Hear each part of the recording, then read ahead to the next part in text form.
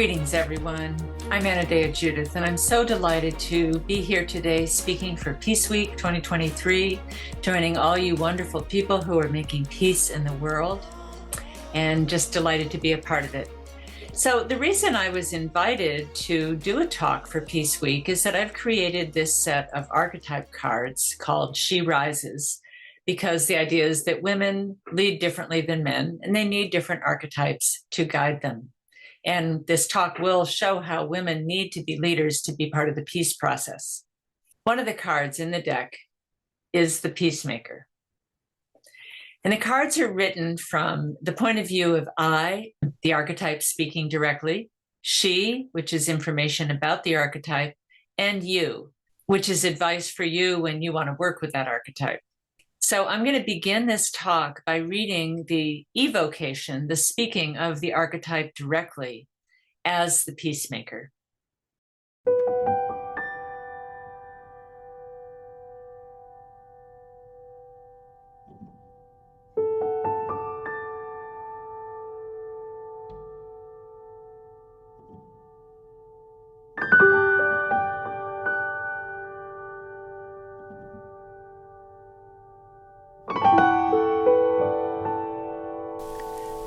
I am the peacemaker.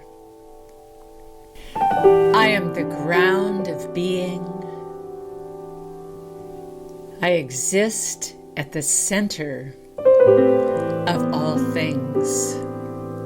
My essence is peace. From me all things arise. To me all things return. The stars embrace my presence at the heart of eternity and space. I am the silent snow falling, the moist calm after the rain. I am the tenderness that follows when the sobbing has ceased. The tomb of the earth when you are released into death. I am the essence of compassion, the embrace of understanding. I am the balm of forgiveness rubbed upon the deep wounds of betrayal, the antidote to war within and without.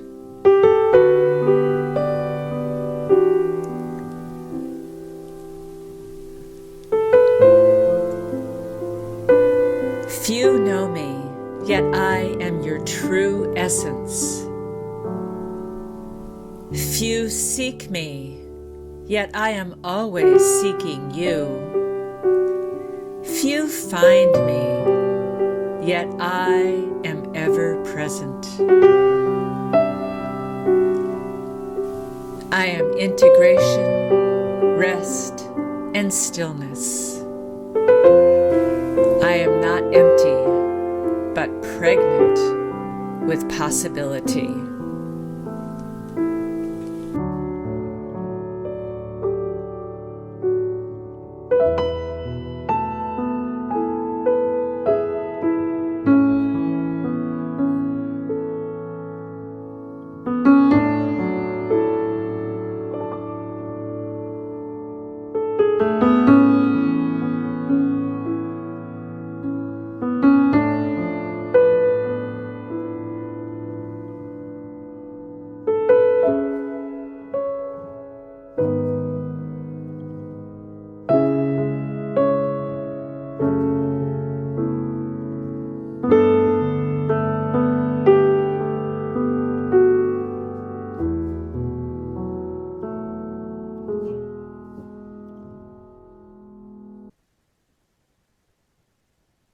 So who were the first women peacemakers?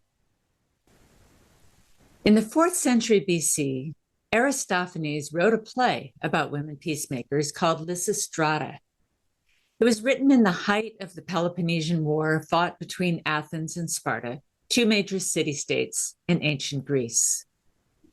The play tells the story of the main character, Lysistrata, who gathers a group of women from both Athens and Sparta to discuss her plan to create peace by withholding all sexual relationships from men until they create a peace treaty and lay down their arms. The women on both sides of the conflict, fed up with the absence of their men and the cost and suffering of the war, heartily agree to the idea.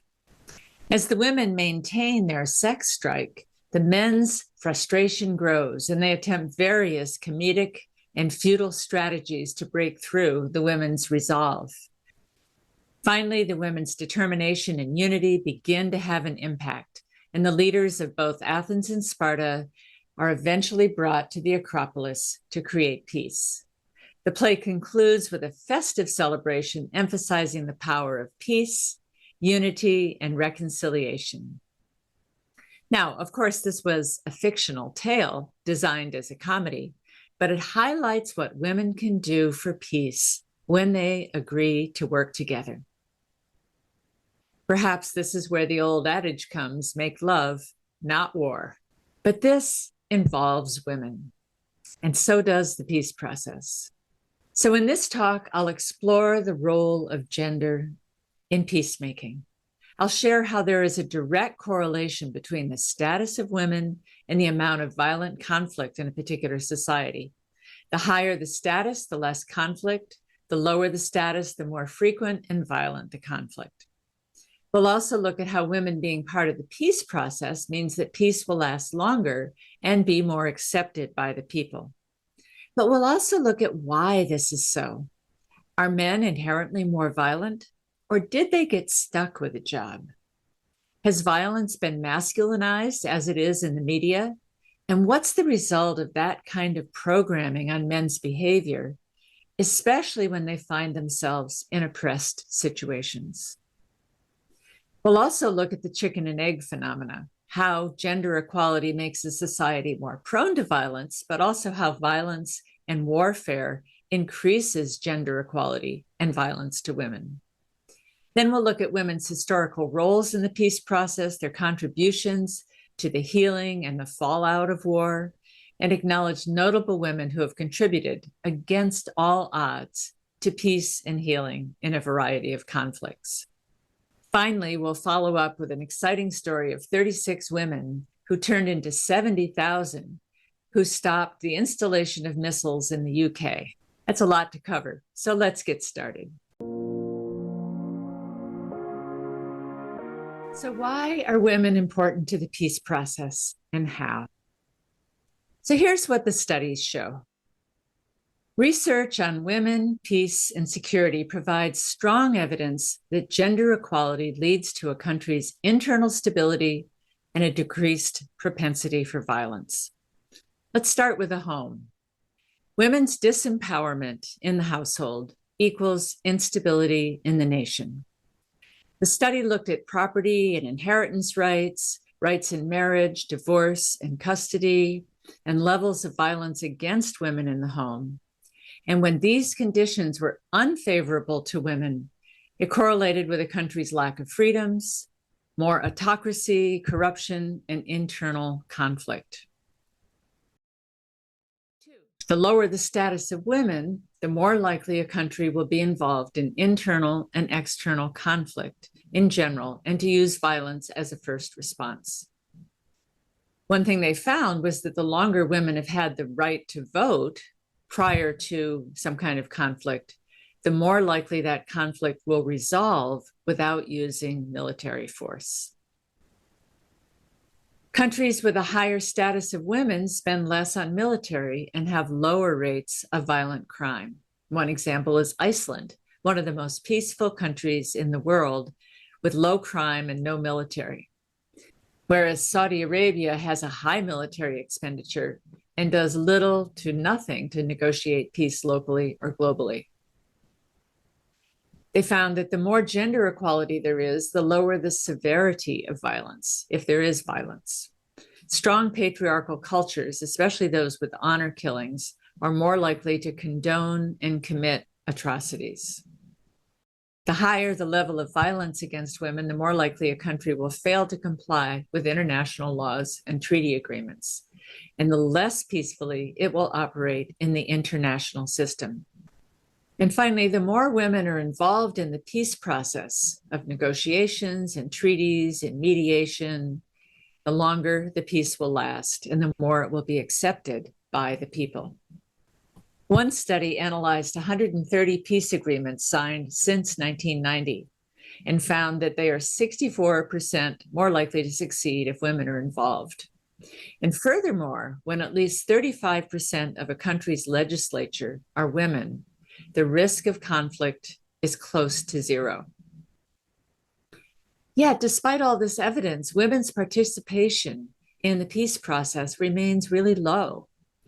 Out of 109 Nobel Peace Prize winners, only 18 have been women, compared to 92 men.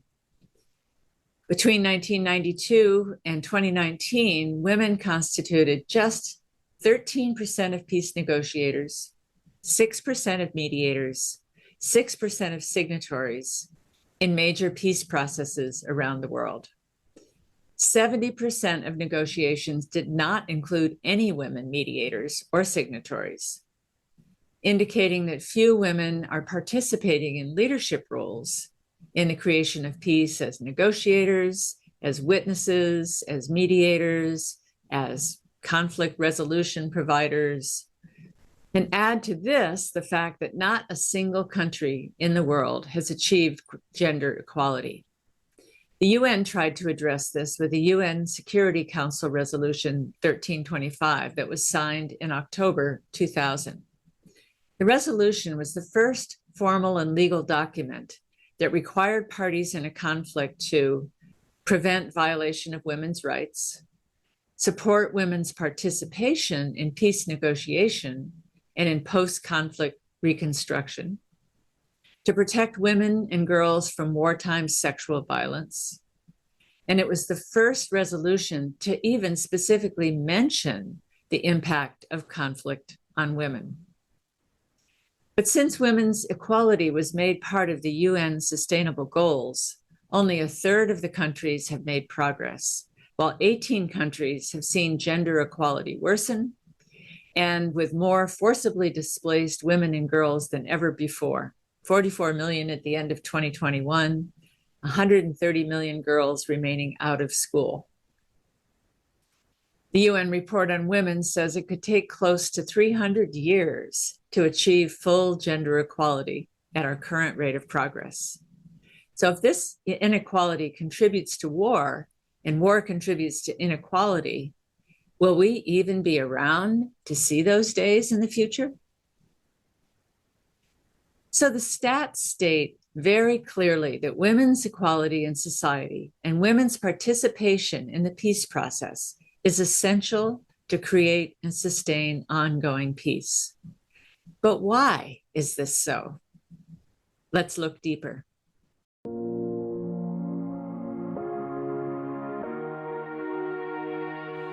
Why are women important to the peace process? Women take a collaborative approach, and they organize along cultural and sectarian divides. Example is in Israeli and Palestinian coalitions, the Syrian Women's Advisory Board, women negotiating in the Irish Troubles, the 30 Years of Troubles in the Catholic Protestant War. Women are seen as honest brokers. Women operate outside the existing power structures, so they're seen as more impartial. They don't control fighting forces, and so they're more trusted. Women from Northern Ireland, for example, represented both sides of the conflict with back-channel conversations, including when Sinn Féin was temporarily barred from the talks. In the Philippines, women were better able than men to preserve inter-ethnic alliances. Women are more likely to stage actions. In 2003, Liberian women led by Nobel Peace Laureate Lema Gabawi led marches, organized rallies, and staged nationwide women's strikes and sit-ins.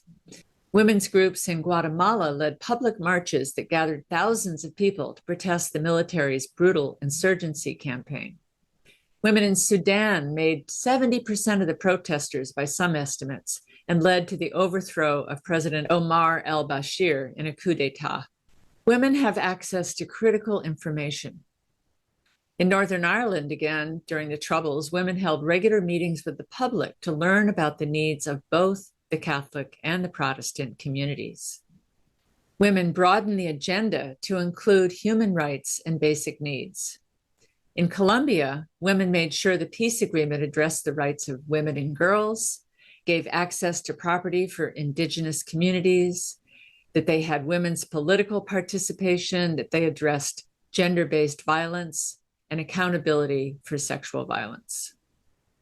Women in Israeli and Palestinian negotiations provided expertise on issues like water access and human rights concerns. And women aid post-conflict recovery. And this is where they've really been doing a lot of their work, since they're not often allowed on the negotiation and peace treaty committees. They are the ones mopping up the mess and dealing with the traumas and the fallout in war. Women make sure that services are provided that include clean water, immunization, schooling, and infrastructure. So a cooperative, collaborative, community-based conflict resolution style that is deemed to be more natural to women has been proven to contribute greatly to peace building. But men can and do exhibit these values as well. So why does this seem to fall to women? And why, if women are so beneficial to the peace building process, are they so frequently excluded? To find an answer to these questions, we have to look even deeper and examine how violence and militarism have been coupled with masculinity, making it less likely that men will engage in negotiation, collaboration, and community building that are proven to do a better job of creating and keeping peace. You might even say these behaviors are even socially risky for men. And of course, we know in Peace Week, there are a lot of men doing wonderful work toward the peace process. So I do not want to leave them out whatsoever. But let's look at why it is less likely that women are on these boards and less likely that men will attend to the things that women tend to attend to.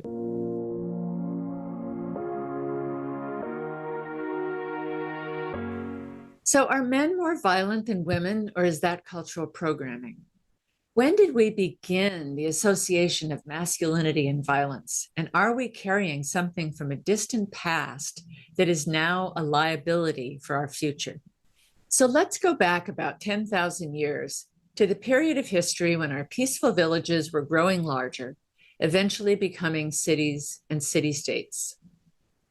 As population expanded over the millennia and humanity bumped up against limitations in resources, basically land and water, there was competition for these resources, resulting in skirmishes that eventually grew into bigger battles. Now you can imagine that if an area was attacked by an invading army, that the women, who were likely pregnant or caring for small children, would be told to take the children and go hide somewhere for safety, while it would fall to the men to pick up the swords and spears and protect their village. Thus, men became the default protectors against death and destruction. This isn't because men are more violent in nature, but because they got stuck with the job. Now, a peaceful village would only need to experience some level of defeat but once in order to make them want to be more prepared for next time, so they don't get defeated again. By teaching the men and boys how to fight, by creating more and better weapons, by practicing with those weapons, and overcoming any resistance by defining the duty to fight as a requirement for manhood. Now, if there was a military excursion, success would depend on group solidarity, and that would require an adherence to a group identity. Any man who resisted out of fear or moral objection, he would be considered a liability and shunned. Now, if fear was pushed underground in the psyche, an outbreak of anybody's fear could be contagious, waking it up in everyone, and could endanger the mission. Feelings in general became a risk, and it was a liability to sense one's own feelings or to sense the feelings of another. Hence, empathy became restricted. This means pacifism would have been considered unmasculine and shamed. Winning asserted one's manhood. Losers, if they survived, lost their status and certainly their manhood. Now, when push comes to shove, survival tends to top all other priorities. Therefore, those who were fighting, meaning the men, were given a higher status than the women. The men fought and the women adapted. Now, in order to overcome the natural aversion to the life-threatening danger of going off to war, leaving their wives and children behind, and sleeping on hard ground for months at a time, war had to be glorified, and the soldier made into the epitome of masculine pride. To this day, warriors are celebrated as heroes, displayed with armor and weapons, and celebrated for their ability to bring death to their enemies.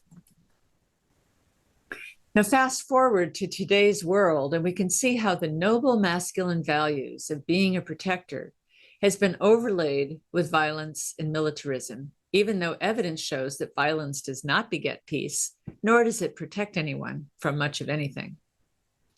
The gun industry glorifies the power that comes from wielding a weapon as a desirable masculine trait. Advertising for guns is almost exclusively white male and authoritarian, with handsome, rugged men who represent idealized forms of masculinity. This also goes back to childhood, where boys are given tanks and soldiers to play with, and manly pursuits such as hunting are often a rare time for a son to bond with his father. This then carries forward into video games, where shoot-'em-up contests largely happen between masculine figures wielding some kind of weapon. The tough masculine man with a gun in his hands is further enhanced by the film industry, where typically male protagonists show their power by wielding and shooting weapons, while the women are often helpless sidekicks running for their lives in high heels and perfect hair. Unfortunately, as more movies start to feature female superheroes, they put a gun in their hands too. Apparently, a strong woman is one who acts like a man. A study of top-selling movies authorized for children over 13 found that incidents of gun violence tripled between 1985 and 2015 and doubled in primetime dramas. The Pentagon has contributed to over 1,000 films, tilting them toward militaristic themes, while the independent studio services of Hollywood's crew of prop masters has over 16,000 weapons in their arsenals. I've come to call these movies with shoot-'em-ups dick flicks, much as movies about love are called chick flicks. And I'm amazed when I see a movie like that with my husband or friends, and I voice objections that there was so much shoot-'em-up in it, that the men seem to say, oh, that was a great movie. I didn't even notice how much shoot-'em-up there was. Or, yeah, there was a lot, but I didn't really pay attention to it. I fantasize about the day when people walk out on movies like that. So it's no surprise that 90% of civilian small arms are in the hands of men and boys, even though you could argue that women have equal, if not more, reason to protect themselves. And if men own 90% of the guns, it follows they're more likely to use those guns to harm others, which is, after all, what guns are designed to do. So here's the ratio of male to female perpetrators in mass shootings. 138 mass shootings for men versus 4 for women, 3 for a male and female pair, and 1 unknown. But the sad fact is that men and boys are also more likely to be the victims of the gun violence. This is, of course, more true in situations that are economically depressed, where poverty and joblessness drives men into gangs and makes them more likely to pick up a gun to bolster their deflated sense of masculinity. But here's the rub as to why the gentler skills of women negotiators are not welcomed into the peace process, despite the evidence that they work better than violence and warfare. Willingness to negotiate with one's oppressor is seen as aiding and abetting them, Doves are seen as being blind to danger, soft on crime, airy-fairy, unrealistic, out of touch, while the hawks continue to define the conflict in terms of military victory. Therefore, women's roles as negotiators who listen to both sides, empathize with the problems, and make compromises for peace are unconsciously seen by the male psyche as weak and therefore a threat to survival. Women's ways may be more trusted by the people, but they're not trusted by the men who consider themselves in charge of our survival.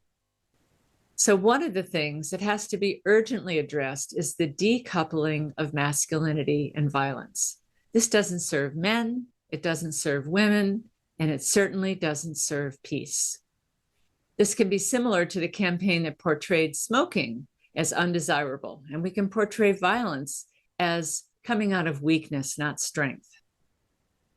Fortunately, there are organizations already doing that in some places in the world. For example, exchanges of war toys for other toys, books, or non-violent, non-militarized toys have been conducted in Argentina, Brazil, Colombia, Mexico, Peru, and Venezuela, simulating real-life weapons surrender programs. Gun-Free South Africa features videos of dancing teenage girls wearing Silencing the Guns hoodies. Costa Rica has engaged famous rappers to perform campaign songs against arms and armed violence. And in Brazil, there's a radio, Programa H, that mobilizes male youth to construct nonviolent masculinities as the cool, hip way of being masculine. In the Democratic Republic of Congo, the Living Peace Institute and Promunda have established young men's clubs against violence. But we need to do more, especially in America, where gun ownership is the highest in the world per capita. So let's not vilify men for the link between masculinity and violence. Let's see them as unwilling victims of this process, honed over millennia to be blind to their programming. Let's not say that violence is human nature, but that it's a primitive way to solve a conflict when other ways have not been developed. But let's realize that there's an unconscious bias that sees more sophisticated ways of conflict resolution as threatening and non-masculine and therefore weak.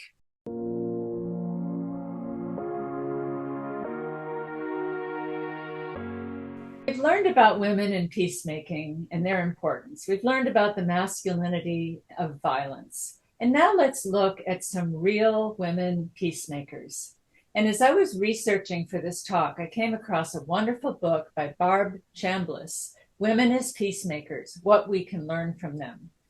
And so I am lucky enough that we can interview Barb about some of her work. So let me tell you a little bit about her. Barb Chambliss has spent a lifetime working for peace. She is a psychotherapist and mediator who has interviewed over 50 women peacemakers from across the world, exploring the nuts and bolts of how peace is actually made. Midway in this journey, she volunteered as a counselor in a Croatian camp, providing safe haven for 80 children who had recently survived the Bosnian War, which changed everything for her. Thank you for coming on at this late notice to be part of this talk. It is, after all, your life's work. Thank you so much for asking me. It's really an honor. So as a peacemaker yourself, what is your definition of peacemaking? So I actually created a definition of peace that I thought didn't need language because I was going to interview in different languages. So this is my definition of peace, like this. Let's see, like this. This is peace because the hands are equal, and it stands for equal respect, equal opportunities, equal power. This is not peace because it's got a dominant and a subordinate element to it. So I would go to people and say, if you like, the very first nomination I even got was I was going to a small performance in our local town of 5 Irish musicians. So I went backstage and I said to them, "Hi, my name is Barb Chambliss. Great music. I am doing a PhD on women peacemakers. Do you know any woman in Ireland that's making this happen?" That's all I said. Now, their answer at that time was, oh, no, we're the musicians. We don't know nothing about this, but we've got a sister, Fanula, who's a disc jockey in Dublin. Here's her telephone number.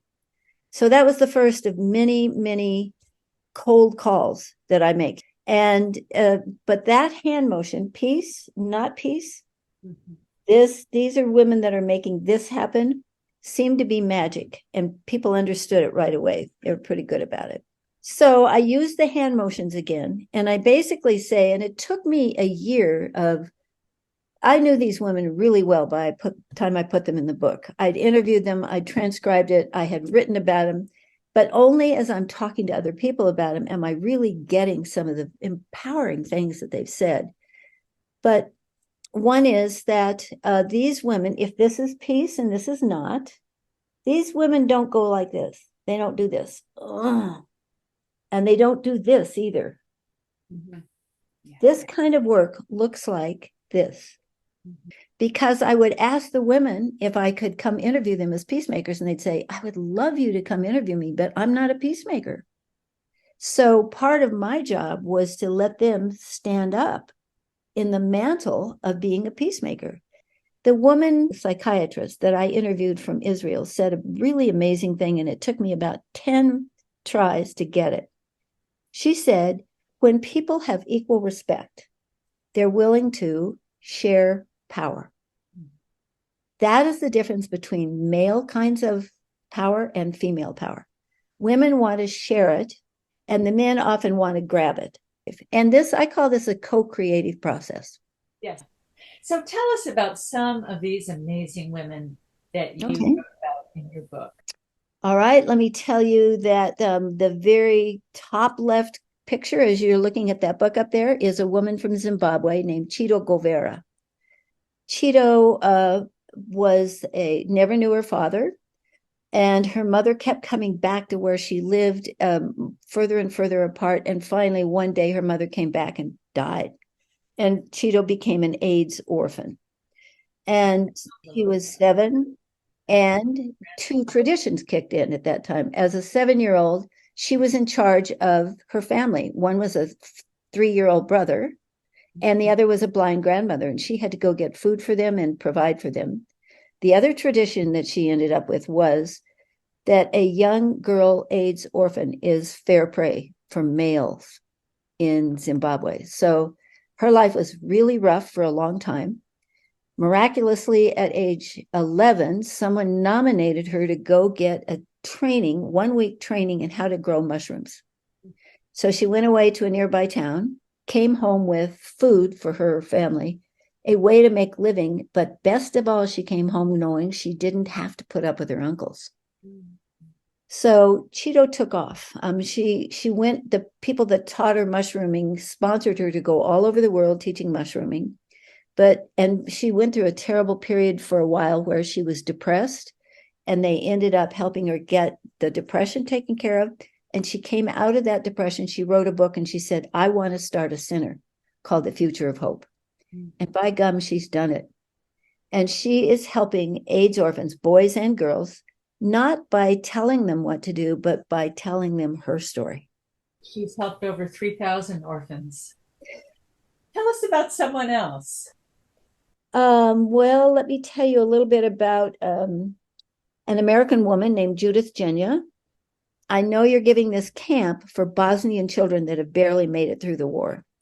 And I said, I'm out of money. I don't have money to travel to Los Angeles where you're going to do this, but I can come. I can't donate, but I can come cook, or I'll clean bathrooms, or I'll do anything to help out with these kids. And she said, well, that's perfect. This is all about volunteerism. And I'm recruiting Americans to help these children who have barely made it through the war have 2 weeks of safe play. And I went like, wow, I would like to be part of that. And she said, but I have to tell you one thing. It's not in Los Angeles. This camp is in Croatia. So I farmed my own kids out to my family. I went over to Croatia for not 2 weeks, but 3. In the first 2 weeks, we had a group of kids from Sarajevo, this very sophisticated Olympian town. Most of them spoke English, and they had been hiding out in apartment buildings and houses that were being grenaded all the time by the Serbs. Sarajevo's in a valley, and the Serbs were around the top. And winters, they had no glass windows. They used furniture. They burned up their furniture and then their trees and things like that. The other half of the kids were from Srebrenica, a rural town where even after the peace was negotiated and the UN peace soldiers were there, the Serbs sent in a bunch of soldiers who went to every house in this town and either took away or killed in front of families every male over 14. So these kids combined, very rural and very urban kids, and we did things like we had hikes together. We swam. These kids hadn't been in the ocean, many of them, so we swam twice a day in the Adriatic. They did art projects. We sang. They did one of the coolest things they did is these kids had been locked in bomb shelters. So they knew how to do little tiny motor things, but soccer and stuff like that, they didn't know. They got good at soccer, good at breakdancing. We had a party every night. Then the kids asked us to please come home with them because they said, we want you to tell the world what happened here because we don't think anybody knew about it. Because if they did, why did it go on for 4 years? And the truth is, with the lockdown of the media, it was pretty much a secret exactly how bad this was. So Judith had this exquisite idea, and she did it for several years. And when I came home from this camp, I changed my goal from doing an academic project to doing an act of peacemaking myself and waking up as many peacemakers as I could. Tell us about the woman in Thailand who worked in the fabric factory. Okay. Her name is Sambun Srikamdoka. And Sambun she was a teenager right about the time when Thailand began to be the fabric capital of the world. And so the factory shot up all over in Bangkok where she lived. She went to work the day after her graduation from high school.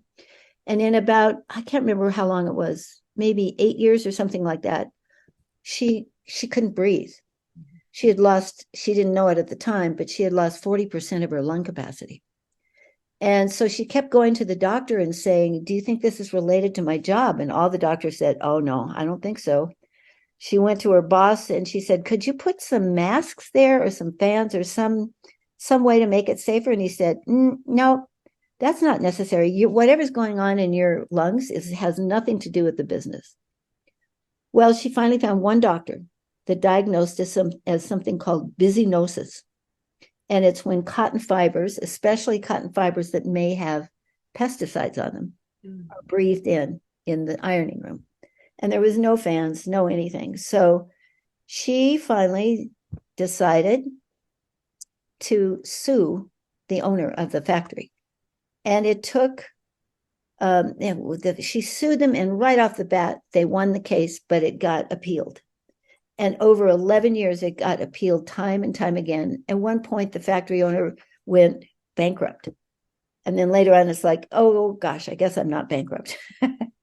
So at the very end, many people actually had died of byssinosis, but Sambun is still alive today. She's helping many small groups of workers organize. She was part of the whole movement to get mercury taken care of. So, and this woman can hardly breathe. And she is the most dedicated person I've ever seen. And so much of it is the mop-up work. That isn't, we talk about, oh, a peace treaty is signed. Okay, great, it's done, it's over. It's not, because, the children that are still living have lost limbs. They're traumatized. They've lost their parents. They don't have enough to eat. They don't have, there's and they're terrified. They have PTSD up to here. Anybody else you feel inspired to tell us about, or maybe just a few lines about several of them?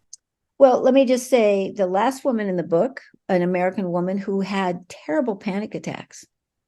She born and raised in Staten Island, a very wonderful Italian community. And she lost 3 people very close to her very suddenly. and she started having panic attacks. And she happened to have a great voice. So she quit performing. She stayed home. And yet the Bosnian War was on at that time. And she said, oh my gosh, I feel terrible that I can't do anything about this. So somebody asked her to write music for a fundraiser for Bosnia. So she wrote the music, but she wouldn't go to the fundraiser. And finally, that just opened the door just enough for her to go. Somebody said, would you go to the ambassador's office at the UN for Bosnia? She said, well, okay, if you'll go with me. So she made her way up to this guy's office and she said, I want to do something, but I don't know what.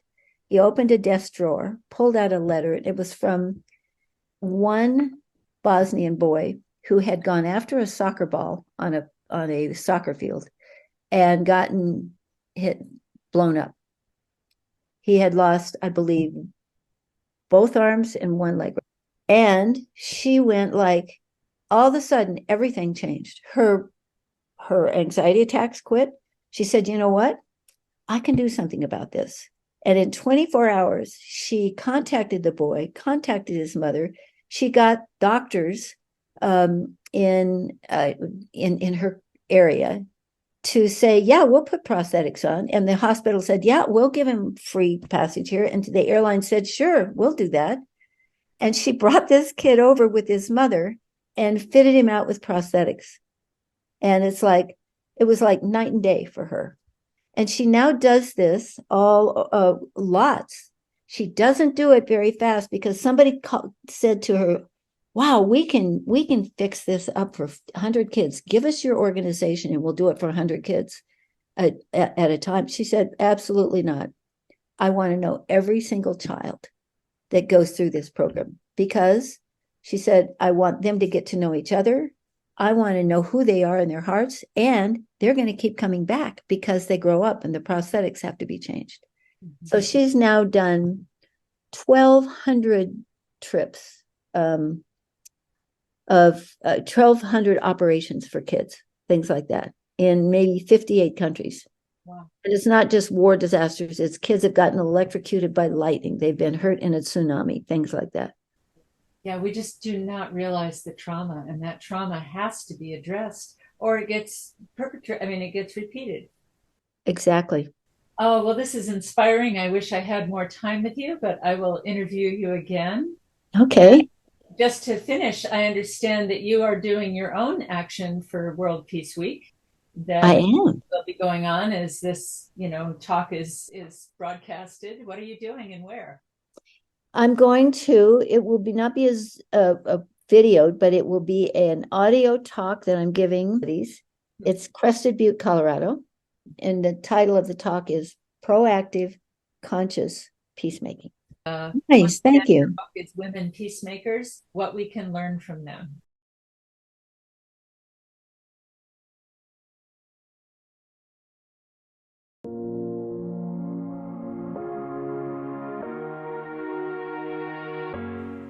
It all started in late summer 1981, when preparations had begun for the storage of 96 American Tomahawk missiles at an old World War II site 60 miles west of London. It was ostensibly part of NATO's response to perceived Russian aggression, and the US wanted to store their missiles in England and other places in Europe. 36 women, 4 men, and a few children walked 120 miles from a nuclear weapons factory in Cardiff to Greenham Common, the site for missile storage. It took them 10 days, and they arrived on September 5th. At the site, which was surrounded by a chain-link fence, they set up the Women's Peace Camp. Here they camped out in the harsh England weather. They danced, they sang, they prayed, they planted trees, they held candlelight vigils. But there were no bathrooms, no food supply, no shelter or other basic needs. Yet they were determined. Soon help came from around the country to support their needs. They stayed through the winter, continuing their vigil. By March 1982, their numbers swelled to 250. When work started on the silos, their camps were bulldozed, but women lay in front of the bulldozers.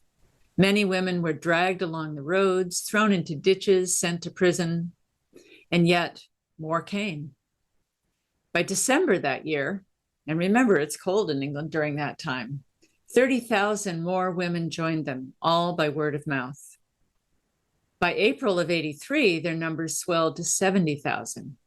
Supporters came from Europe, America, Africa, Asia, New Zealand, and it became the largest women's demonstration in history at the time.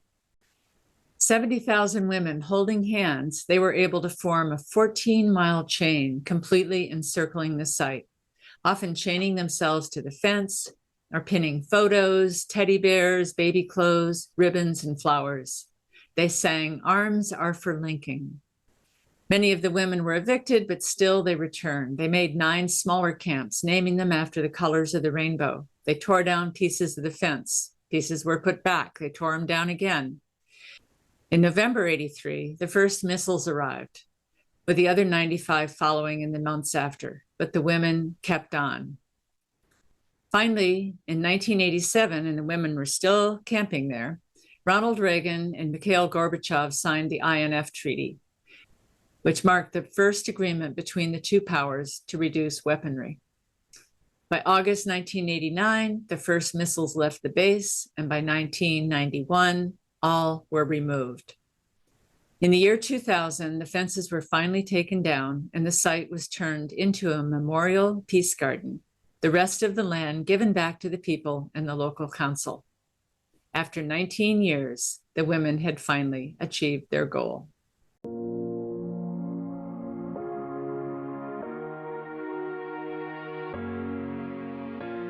And finally, in conclusion, I would like to read from the you part of my Peacemaker card. And this can be you as a woman or a man peacemaker. It can be to any of us who want to create more peace in the world.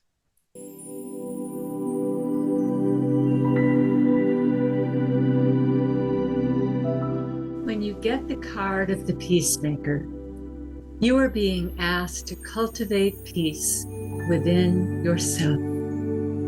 No one, no matter how skilled or diplomatic they are, can make peace if they cannot create it within. Peace may come to you through healing your traumas, or it may come from practices like meditation and yoga. It may come from walking in the woods or being in the arms of your lover. But cultivate it you must if you want to bring it to others. You are a living example of the possibilities of peace. As a peacemaker, know that you cannot command peace. You can only listen deeply with your heart to the needs of others. Whether you're working with a bickering couple, quarreling children, or warring countries, lasting peace is a complicated process of listening and negotiating, but ultimately, it is an act of healing. Any agreement needs to move toward a co-creation of a positive future, one that employs and unifies everyone. If you are too afraid to rock the boat when it may be truly needed, you will not have the courage to go into the belly of a conflict and create peace. Study the process of mediation. Learn about restorative justice. Find places that are peaceful to you, a temple, a forest, the sea, where you can tap into the deep peace that is ever present in the reality of nature. Bring that into your soul until it sings through every peaceful breath. The world will heave a huge sigh of relief.